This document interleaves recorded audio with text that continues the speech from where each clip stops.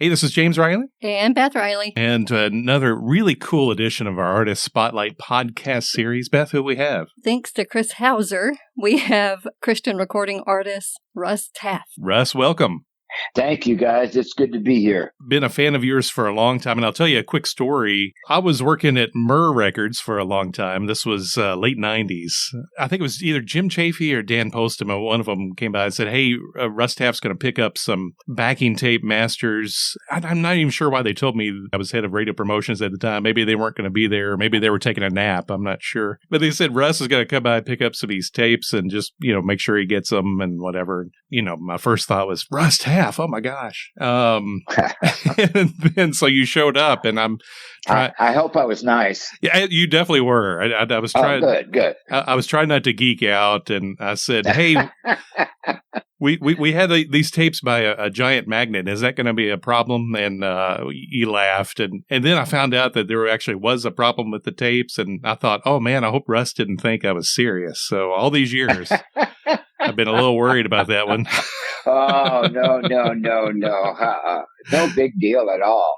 Man, we are excited to have you on here. Thank you, James. It's good to be here. And one person we need to give a shout out to real quick is James's older sister, Cindy. She's 11 years older than James, and she's the one that introduced him to your music in the first place. So we got to give her a big shout out. Absolutely. Absolutely. I was 8 years old, and she had just gotten Sail On. And so I'm listening to this, and I hear Watergrave, and I'm like, man, what in the world is this? So this was, I've been a fan ever since. Those were great years in Christian music. I remember years and years ago, Dion he told me, he said, Russ, back during the rock and roll days in the 50s, he said, we were just in the studio having fun, and great things came out of that. And he said, that's what I wish for you, that you just go into the studio and have fun, and it will translate. And back during those times with the Imperials and then my solo career for a while, radio was so spotty. Maybe Detroit had a station and they didn't know what. Chicago had a station and Las Vegas had a station, and everybody was playing different things. So there wasn't a lot of control from the labels, because you would just go in and they would give you money and you would write and record, and great stuff came out of it. The Imperials and then my solo stuff. You were just in the studio creating. And it's such a fun process. It's probably the funnest thing I do in my world is recording, because it is the most creative thing I get to do. You take one little guitar song and then you begin to build around that. You add bass, piano, and background vocals, and you build this beautiful tapestry. It starts with a guy or a girl just on an acoustic guitar that just wrote a song. And so it is just a creative process. But back during those years, it was just fun. And then, of course, it got bigger and bigger and bigger and bigger. And it is I don't know if it's $1 billion yet. It may be now, but it's a huge, huge business. And there's a lot of attachments from the labels on artists to create what fits the market. So anyway, back during those times, it was a lot better for me than the later years, because it was just fun. And the later years, you had labels that the A&R needed 3 things and radio needed 3 things. And so you would write thinking about those things, and you did your best. But usually the best stuff off the record was, the stuff that I just did on my own. And I wasn't trying to write for this group or that group or that group. But, I learned how to do it. It's a business. It's just a business. And back then it wasn't. Yeah. I think I speak for James and myself both. I mean, we've never heard anyone sing with such feeling in, recordings. Who would you say some of your early influences were or are still? Well, my mother was probably the greatest influence. She sang with her sisters, and Daddy pastored a small little 20-member church in San Joaquin Valley by Visalia, and a lot of migrant workers would come through. But the music, it was what was incredible. There wasn't a lot of strong teaching by no means. It was more shouting and that sort of thing. But what held me, and even through my teenage years, was the music.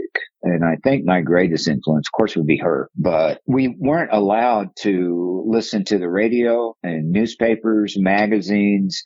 no television. Anything that had to do with the outside world was wrong, just absolutely wrong. So all I had, me and my brothers, was for entertainment was Mama's record collection. And she worked in the fields in the San Joaquin Valley, and she would always save enough money out of her monthly paycheck as to go to and buy 2 LPs. And she loved Mahalia Jackson. She just loved Mahalia Jackson. So we had a good collection of that. And she loved Vessel Goodman from the Happy Goodman family. So I grew up with this constant bombardment of Mahalia and Clara Ward and Blind Willie Johnson and Blind Boys from Alabama. And then I had the Statesman Quartet and the Goodmans and the Blackwood Brothers. But my mother told me when I was real young, she said, son, when you sing, reach way down deep, because that's where God is and that's where the anointing is. And I learned in that little church how to go deep and sing with passion and sing with just strength and anointing and conviction. But it all started with my mother teaching me how to reach way down deep. But I think the soul came just born out of that, just that mixture of white and black gospel. And I just kind of developed my own style out of that. Recently, James and I watched the I Still Believe documentary. And you joked about your mullet. Little fun fact about that. James had a mullet too at one point. I sure did. Do you think y'all should bring that back? Oh man, my daughters wear me out about the photos in the 80s. Dad, what were you thinking? But I don't know. That might be time to bring it back. It'd be a fresh new look. You and I could lead that charge, I think so. Yeah. I remember I still have one suit with wide lapels that I keep hanging on to, hoping that one day the wide lapels will come back. Oh man, yeah, we all have that one piece of clothing. It's like just maybe. Yeah, right, oh, exactly. Man. You've seen a lot of changes come and go, and it sounds like I'm about ready to do lyrics of "Winds of Change" here. I'm not about to sing it to you, but do you see a lot of changes in recorded formats come and go, vinyl and 8-track and cassette and CD and digital and vinyl back again, and who knows with a lot of vinyl distribution and production problems, people are going back to CDs again even. I don't know. Do you have a favorite of all the ways to listen to music? Well, I've been through all of it. When I started with the Imperials, there was still 8-track. Sure. But then cassette and then CD. But my favorite is vinyl. Oh, yeah. CDs are compressed to make everything work and fit, but vinyl is still so wide open. It's just great listening because it's just so wide. You know, CDs is much more narrow, but with vinyl, it lets everything expand. So my favorite, and I'm glad to see that that's coming back. You know, vinyl is being introduced back again to our market and to, of course, the secular world. It is fun to go digging and finding some great value, bargains on some stuff. And you were a fan of the Imperials before joining. And oh, yeah. What was that moment like, that first time walking out on stage? Were you nervous, or were you confident and raring to go? What was that like? Well, you know, my little band that I had when I was 17, we were wanting to introduce, the Imperials weren't straight contemporary yet, by no means, but they were, they had some stuff on there that was a lot more progressive than the Southern gospel. And of course it was back, and we didn't realize it at the time, but it was the Jesus movement. My little band, we started for evangelism. That revival was one of the most incredible things I've ever seen. I mean, people were getting saved. We'd play in the park, and 20, 30 kids would come. And I asked Dad for a Monday night service that none of the deacons and elders would come to. And, of course, we had drum, loud guitars. And back then we were rewriting Beatles songs because there was no contemporary Christian music we could find. Sure. It was awful. I want to hold God's hand. I want to hold God's hand. But that's what got us writing in the first place. There was no CCM music, but I just wanted to reach the kids that were my age. man, I remember standing at locker, getting ready for the next class, and guys would come up to me, a girl, and say, Russ, how do I find Jesus? That church, I remember our first Monday night service, it was full. We kind of got the word out that this band was going to be playing, and it was a rock band, and it was full. It was a small church, but I only knew 3 scriptures real good, and I would preach those scriptures and give an altar call. And man, half the congregation came forward to accept Christ. So the next Monday night, there was more people and the same thing. And, but it just began to spread in our little town. But we didn't know it was happening in LA. It was happening in Chicago. It was happening all over the country. This great revival broke out. But we just thought God has visited our little town of Hot Springs. Churches were filling up. People were getting saved and getting on fire for Jesus. I mean, it was one of the most incredible things I had ever seen. But we were trying to introduce, something between us and Southern Gospel to our town. So we raised the money, and the Imperials said that we could do 20 minutes, my little band, before they come on. And so we rehearsed, and we promoted this concert. And so we came out and played 20 minutes. Or I think we did 5 songs. And then when it was over, they were going to have us come up and do the encore with them. And a funny story there. This is my first time to be on stage with a huge group. I mean, they were just huge. And I gave my little camera to my buddy, and I said, now when I get up with them in the encore, I said, take my picture up there with the Imperials and my little band. And he was a shy guy, and he jumped up and took one photo and sat down. And during the encore, we were singing. I was trying to get up, take more pictures, but he was really shy. And so I ran to Kmart. Remember, well, you probably don't, you're old enough, but I would go to Kmart. Oh, sure. And got it developed. And 5 days later, it comes back, and I opened up the, pictures, and I run through them real quick. And there I am on stage with the Imperials, 9 guys waist down. And I was heartsick. I was just, heartsick. No. My moment. But my little band, we were all 18, and it was time for me to move on. And unfortunately, the churches in Hot Springs just shut the revival down, and eventually the deacons and the elders. But, we'd go get the kids and just get them off the street, pick them up in the street and say, hey, you want to hear a band, and fill vans up and take them to the church. But guys were in shorts and girls were in shorts and halter tops, and the churches did not want them there. And so the revival just kind of began to fizzle because the church was not ready to let these young people dress like that and act like that. They weren't church. They didn't know how to go to church, but they weren't welcome. So anyway, there was an evangelist that I had met. He had come to Arkansas, and he had hold like a 2-day, and I would go sing for him. His name was Jerry Savelle. And 2.5 years later, I was living in Fort Worth working for Jerry, and I got a phone call from the Imperials, and they said, we remember you. We remember your voice. Would you come and try out? And I really struggled if I wanted to do it or not, because the first time in my life, 20, 21, 22 there, I was really learning the word. It wasn't just emotion, but it was learning scriptures and digging into scripture, digging into God's word. And I really began to grow spiritually for the first time in my life, just learning what Paul meant, what Jesus meant. So I prayed about it for 3 weeks. And I talked to Tori. We were engaged, but we weren't married yet. So I went to Nashville after 3 weeks, and I tried out. And they hired me that night. I remember leaving Fort Worth in my little Pinto. I had a little bitty Pinto, and all I had was 2 boxes, small boxes of things. That's all I owned.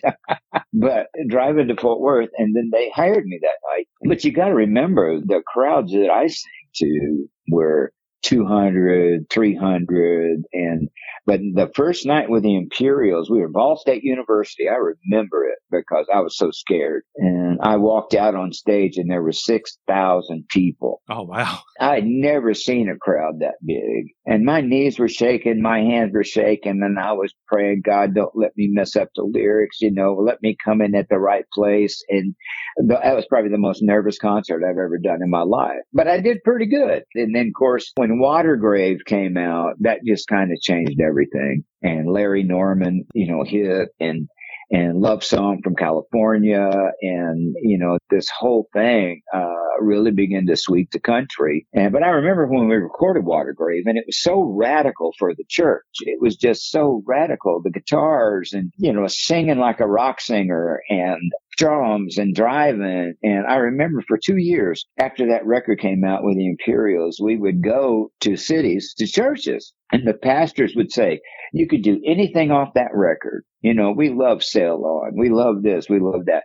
But please don't do Watergrave. Our church is not ready for that. And so for 2 years, we never was able to do Watergrave live. Wow. And then it changed. And I guess the church was ready for this kind of sound. And then it hit really hard. And then churches started using it in baptismal songs.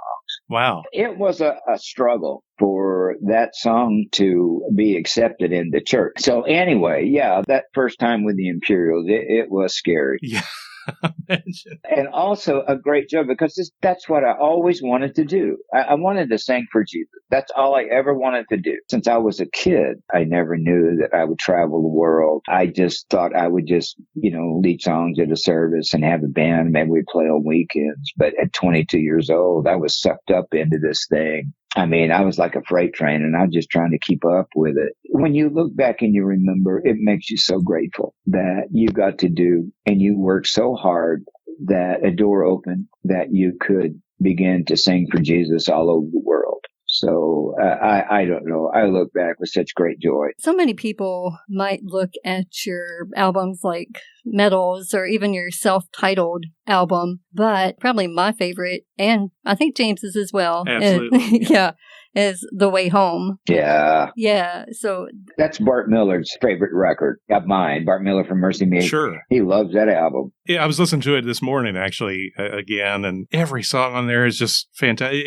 It's not even just one of my favorite Christian albums. It's one of my favorite albums of all time. I mean, up there with the Beach Boys, Pet Sounds, the Beatles, Sgt. Pepper. So, yeah, it's... Well, thank you. Still holds up. Well, I like hearing that. And that was such a fun record to make because me and my band, back then they gave you a lot of money to make records. Of course, we were selling 500,000 records when things would come out. And of course, the industry, we were selling so much, but they would give us big budgets. And we moved. And there's a big house in Franklin, Tennessee, a big house. And they converted it into a studio with bedrooms and a kitchen and all of that. And we just moved into that for 6 weeks, and the band and us, and recorded during the day and had dinner at night, and then we would write till early in the morning. So that was a great record to make for us, just to do. It was a dream. Just let's go somewhere and lock up somewhere and just make a record. And that was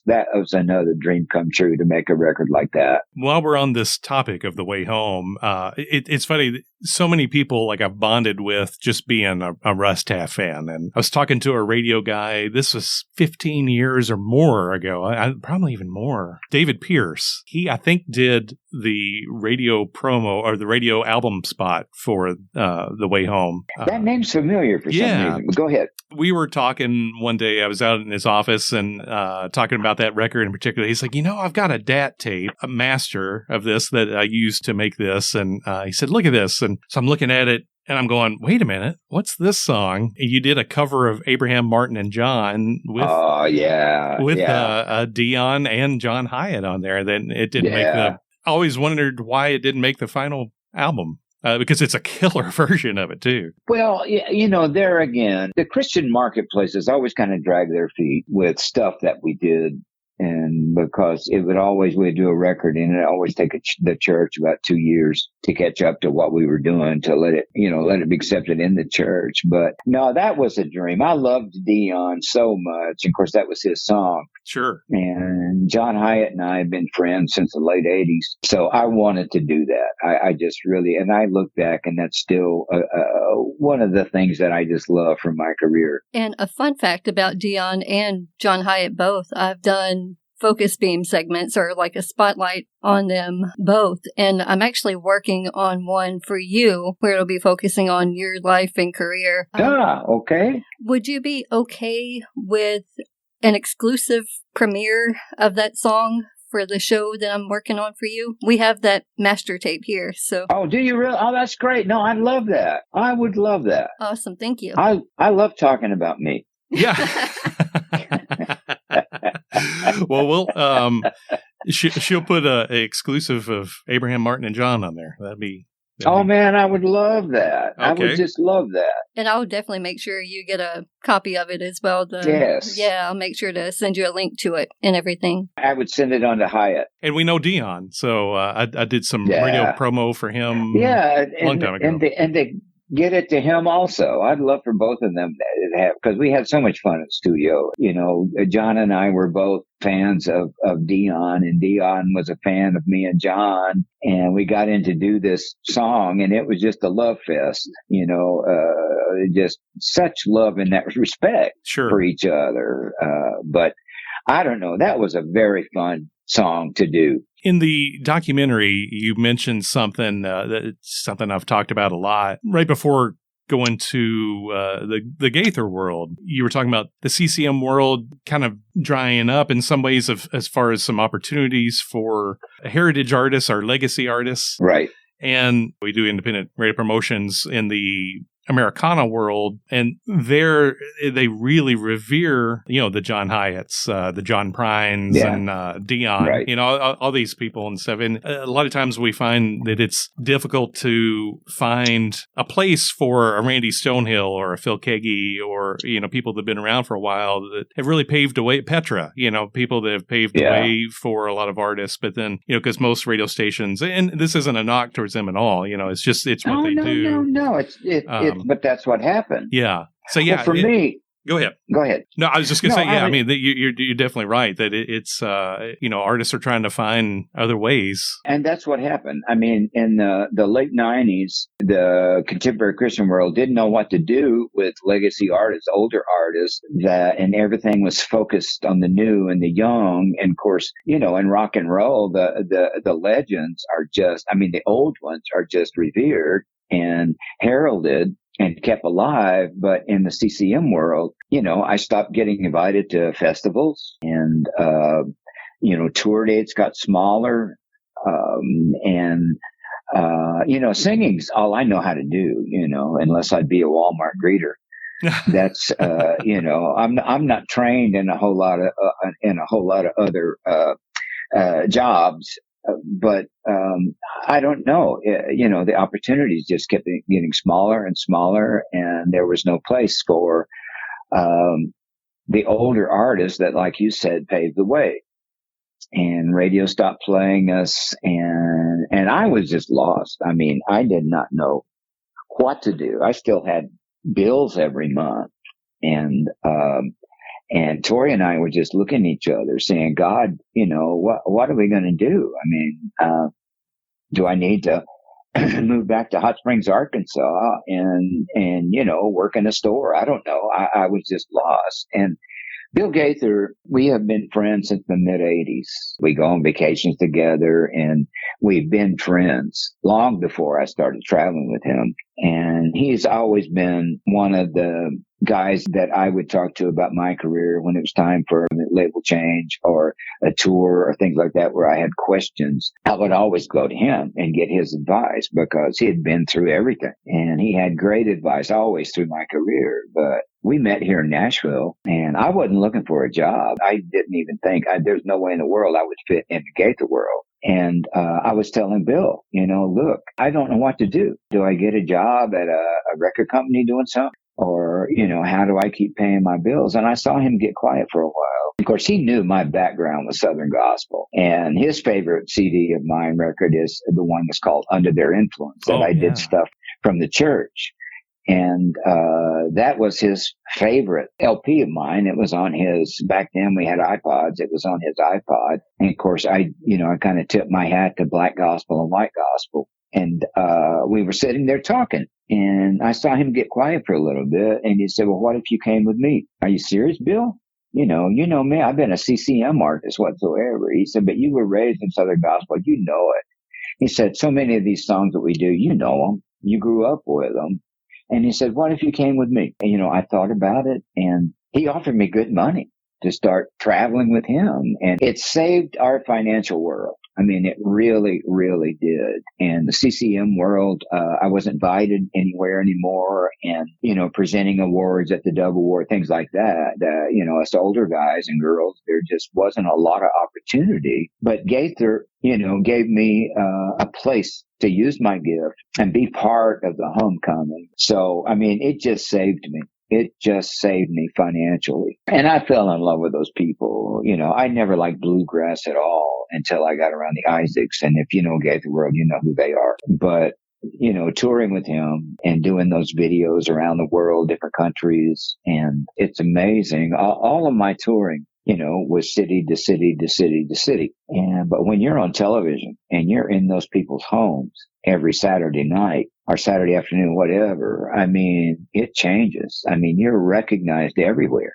Because you're in their homes. They see you on their TV in their home. All of a sudden, all you're used to is going city to city to city. And then, a year, 18 months later, back to city, city, city. But all of a sudden, you're in their room, their house every Saturday night. But then I had some CCM artists that were my age that said, hey, why don't you talk to Bill about me? Maybe there's a place for me there. And then I had to make some records that would fit that marketplace. It was about 8 years ago, something like that the CCM world began to pull me back in and let me present Artist of the Year, things like that. And then they inducted me into the Hall of Fame. Sure. And in fact, I was inducted into the Hall of Fame with the Imperials and with the Gaither vocal band, and then by myself. So I'm the only artist that's been inducted to the Hall of Fame 3 times. Oh, wow. That's awesome. But anyway, then the CCM world began to pull me back in some. And so right now I'm kind of in both worlds. It was nice that they've learned how to respect their elders some and began to recognize us again and give us tribute for what we did to help Christian music grow. But, Bart Wheeler, Michael Tate, and so many of them, have told me that we were learning our craft listening to The Way Home. Oh, wow. That's great. And listening to my self-titled record and Metal, they said we were learning our craft by listening to those records, the musicianships and the vocals and everything else. So, a lot of the artists have, paid tribute to me just by honoring me, telling me, how my work influenced them. So, that's good. Years later, people are saying your music changed the way I did things.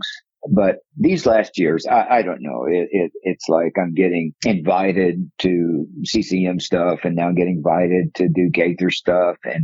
And so I'm getting to participate in both worlds, and that's fun. Absolutely. That's good. But, thank God I was able to pay my bills for a while.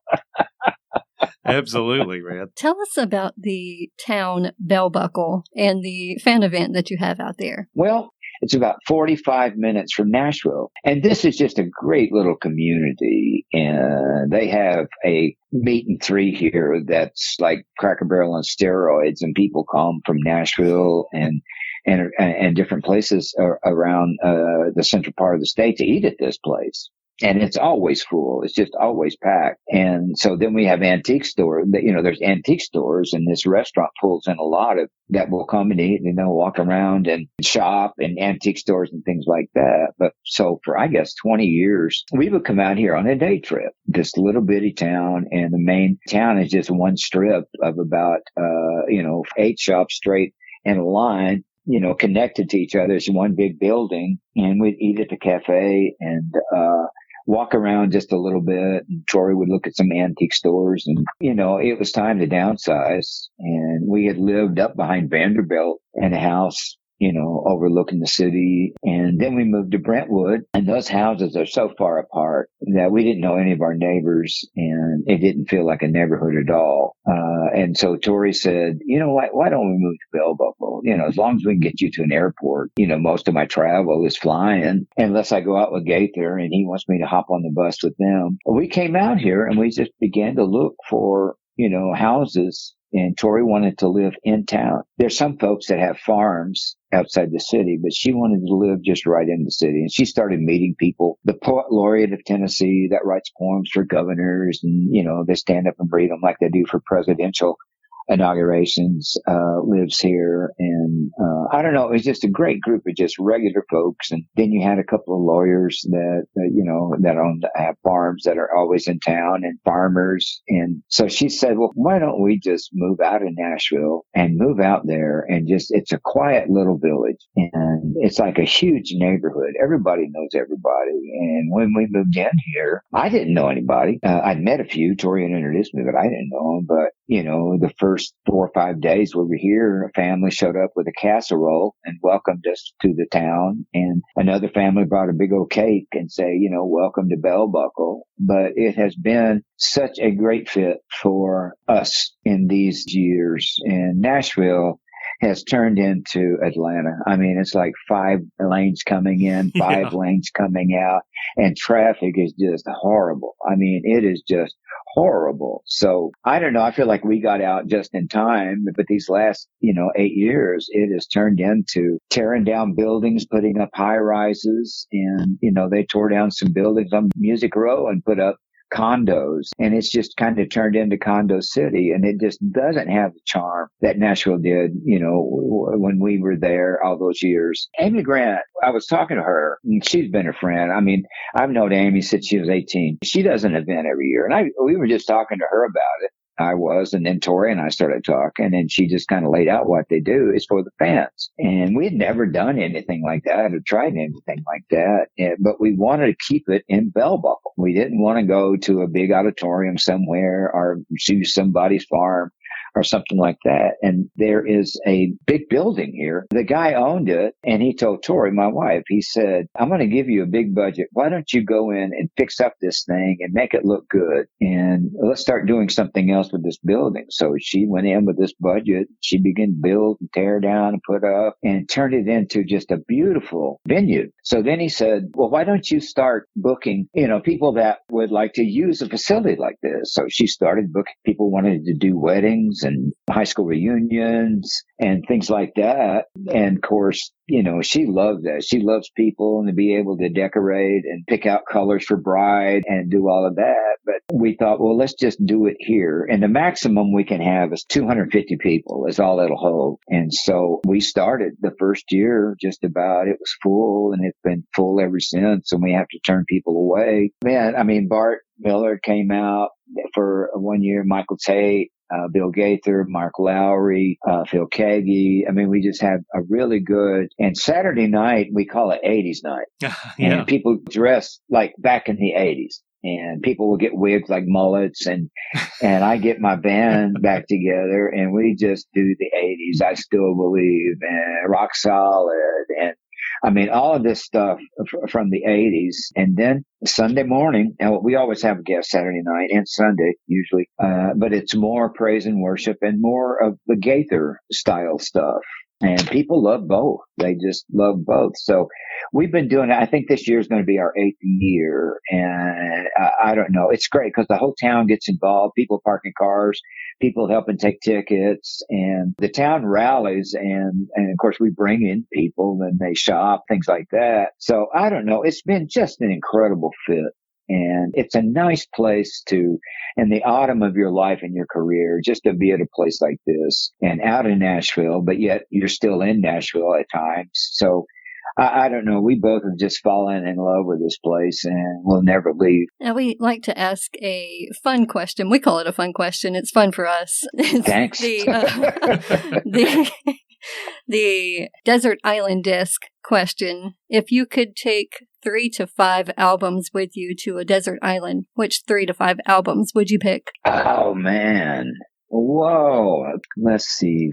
One of my favorites is Robbie Robertson's record. And I don't remember, but it has Fallen Angel and Showdown at Big Sky. That's one of my favorite records of all time. Just the writing and the way that he sings and the way the music and the lyric fits. I love that record. I love Simon and Garfunkel. Their best of. I would take that. Hiatt, Spring the Family. Let's let that be enough right now. And you could smuggle in your iPod. We won't tell anybody. So yeah.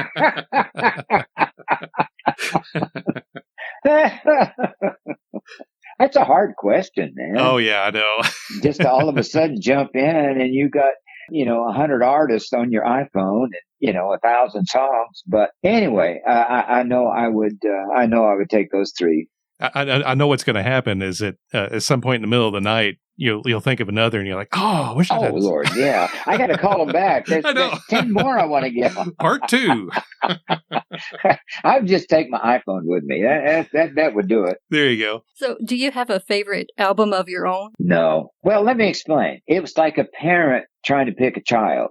Sure. Because all of them are my blood, sweat, and tears. And people, they say your spiritual life, your spiritual journey. And I said, listen to my records. Starting from the very first one, Walls of Glass. If you follow those records, you'll see my spiritual journey. And there's one called Right Here, Right Now that I made in 96, something like that, I think. And my dad had just died, and I struggled so hard with he and my relationship. And there's songs on there about him and me and, not resolving. We weren't able to clear the air between us. And there's a lot of pain and trauma from my childhood that I'll carry the rest of my life. And thank God for therapy. I lost the question. I'm sorry. I got lost. Oh, records. Yeah. Which one I would pick? Yeah, your favorite. I think the hardest one to make, because I just came off Metals, and Metals was huge. Sure. But I wasn't there anymore. I wasn't at that spot anymore. I'd done that.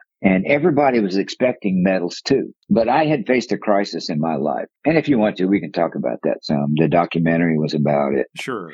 I had gone through such a traumatic time.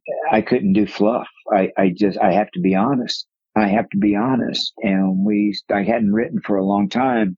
I mean, I couldn't write. I had been sober for a while, and, alcohol robs you of all your creativity. And I'd been sober for a while, and I was still trying to rekindle it. And I was standing on the balcony with A&R guy from Word, Lynn Nichols, and we were standing at a hotel in Newport Beach. And we went out on the balcony. He goes, I have this song I want you to hear. And he played I Still Believe. Through the pain, through the heartache, through the lies, through the storms, through the cries, through the wars, through the shame, I still believe. And I stood there and cried. And I said, if I could write a record right now, it's just through all that I've been through, everything that I've been through. I still believe. I still believe. And I began to write very honestly. There's a song on there, I'm begging Tori to stay with me. Your healing touch and down in the lowlands, hear my cry, save me. And during the time, back in the late 80s, BTL, it was, we're blessed, we're blessed, we're blessed. We are blessed. We don't deserve it, but yet we are blessed. And that's what everybody was singing. And when I started recording, that sort of thing. She asked me, she said, Russ, do you want to be this honest? This goes against everything that's out there. And I said, honey, I have to be honest. Every record, I have to be honest. Where I'm at right then, I have to be honest. And that record came out, and it sold a little less than Metals, but it was a career record. And I still have people all over the country, pastors that bring me in. They say that song, saved me. That song helped me get through such a broken time. That song, helped me keep, in the ministry. So I don't know, Metals was so fun. Man, we just got in there and played and wrote and write and then, when we did that, the self-titled record with me standing on the beach, it was a hard record, but one of the most honest that I've done. But through my spiritual walk, you just listen to my records, and that tells you right where I am. And so it's hard to pick, the part of your journey that you would focus on. So, I love the first one that we did, because with the Imperials, we would, Brown Bannister or Michael Omartian, they would cut all the tracks, do all the overdubs, everything else. And then we would fly in and spend a week doing vocals. So I never got to see a record from beginning to end, the starting of it and the middle of it. And then the, ending of it, mixing and mastering. All I got to see was 5 days of in the studio singing. And then we would go right back out on the road again. So that first record was such a dream to be able to write some songs, as I was saying before. And, you just take this song with a vocal and a guitar, and you begin to build this thing around it. And then you begin to build songs, and the record starts taking shape. And I got to be there for the mixing and the mastering. And that had always been a desire of mine. And I got to do that. That was the first thing that I did. So that was a fun one. And then medals. And Bart Miller says I've always had one of the best bands in Christian music. But every album touring with it, being out on the road and singing the songs and being honest where I was right at the time, it's hard to pick one and say, this is my favorite because, that's just where I was spiritually at that time. Does that make sense? Absolutely. Yeah, it does. Yeah. So what is next for Russ Taff? What, do you have anything that you're working on? Anything in the works?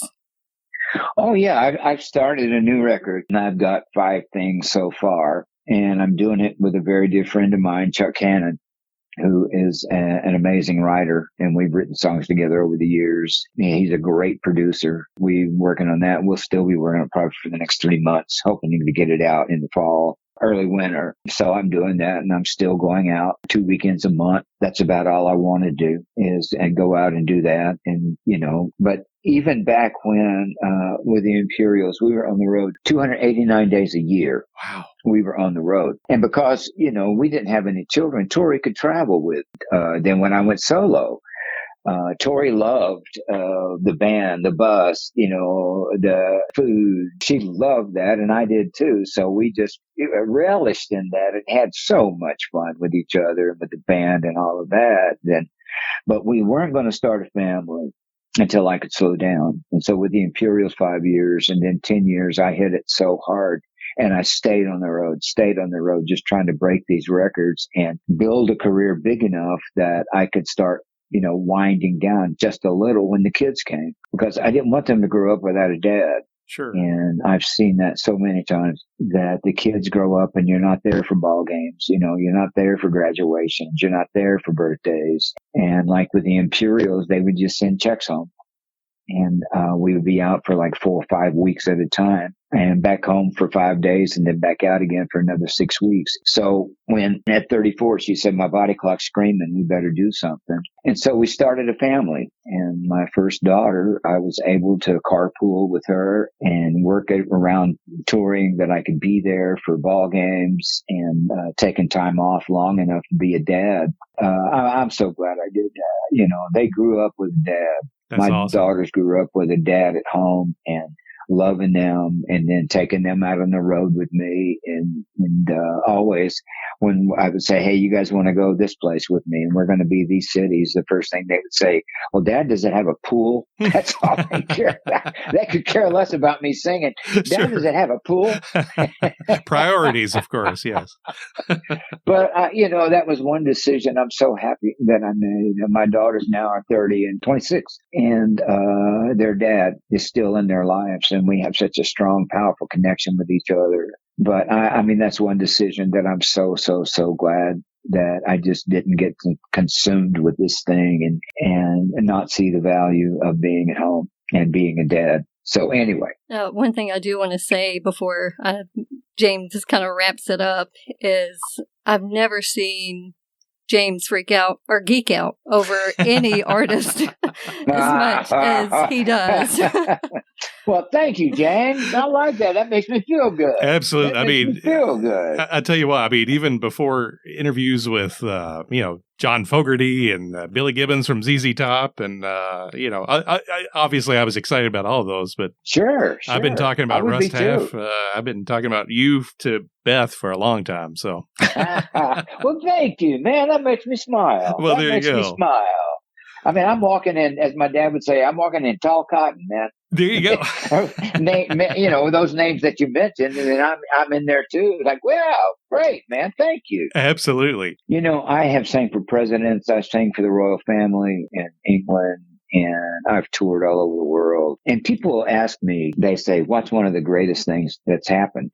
My answer is that I truly found Jesus in the middle of all the struggle and the pain and the high points and the low points. I was able to truly find him and what he said, and not doctrine and not religion and not following rules. But I found that the man that walked the shores of Galilee, I found him. And that has been the greatest thing that's happened to me through all of this. That's awesome. That has been the greatest thing that's happened. You grow up with religion and tradition and all of that. And kind of that's what you think Christianity is until your world falls apart, and everything that you thought was right falls apart. And then you're standing, out in a field looking up saying, who are you? Who are you? I want to know you. And then when you can let go. And a pastor friend of mine said, Russ, if you want to know Jesus, just read the red. Just read the red. And I started reading. Reading the red is just reading the words of Jesus. Sure. And